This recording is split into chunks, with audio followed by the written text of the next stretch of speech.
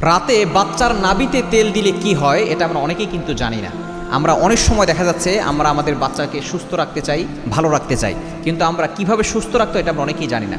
আপনি নারিকেল তেল নিতে পারেন, এই তেলের ভিতরে আপনি সূরা ফাতিহা একবার পড়বেন, এরপরে সূরা ইখলাস, সূরা ফালাক, সূরা নাস আপনি এটা পড়ে 3 বার করে পড়ে আপনি ওই তেলে ফু দিবেন। এরপরে রাতে যখন আপনার সন্তান ঘুমিয়ে যাবে তখন আপনার সন্তানের নাভিতে একটু তেল দিয়ে দিবেন।